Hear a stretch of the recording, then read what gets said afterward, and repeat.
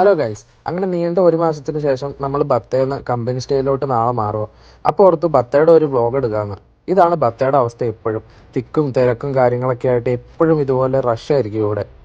ഞാൻ വന്നിട്ട് ബത്തേല താമസിക്കണമെന്ന് പറഞ്ഞ് എല്ലാവരും എന്നോട് പറഞ്ഞത് രാത്രിയൊന്നും ആളില്ലാത്തവിടത്ത് ഒത്തിരി പുറത്തിറങ്ങി നടക്കരുത്, ഫോൺ തട്ടിപ്പറിക്കലും പൈസ തട്ടിപ്പറിക്കലും കുത്തും കൊലയും ഒക്കെ ഉള്ള ഏരിയ ആണിത്, ഒത്തിരി സൂക്ഷിക്കണം എന്നാണ് എല്ലാവരും പറഞ്ഞത്.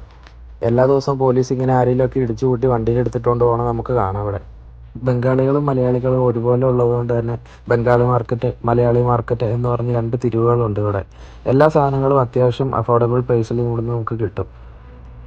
വില കുറവെന്ന് പറഞ്ഞ് തീരെ വില കുറവല്ല, ബാക്കിയുള്ള സ്ഥലങ്ങളിൽ വെച്ച് കമ്പയർ ചെയ്യുമ്പോൾ അത്യാവശ്യം വില കുറവാണ് ഇവിടെ. അതുകൊണ്ട് തന്നെ ദൂരത്തുനിന്നുള്ളവരൊക്കെ വീക്കെൻഡ്സിൽ വന്ന ഇറച്ചിയും മീനും പച്ചക്കറികളൊക്കെ ഇവിടെ നിന്ന് തന്നെയാണ് മേടിക്കുന്നത്. ബംഗാളികൾ പൂണ്ട് വിളയെടുത്ത സ്ഥലമായതുകൊണ്ട് തന്നെ വൃത്തിയുടെ കാര്യമൊന്നും പ്രത്യേകിച്ച് പറയേണ്ട ആവശ്യമില്ലല്ലോ. ഇതാണ് എപ്പോഴും ഇവിടുത്തെ റോഡിൻ്റെയൊക്കെ അവസ്ഥ.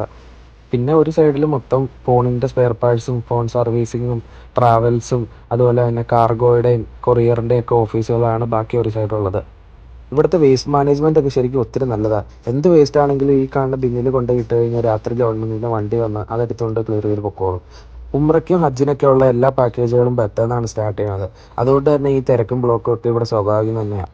അങ്ങനെ നേരെ തിരിച്ച് റൂമിലോട്ട് പോയി ബാഗൊക്കെ പാക്ക് ചെയ്ത് പിറ്റേ ദിവസം രാവിലെ തന്നെ നമ്മൾ ബത്ത വിട്ടു. അത്രേ ഉള്ളൂ ഗൈസ്, ബൈ ബൈ.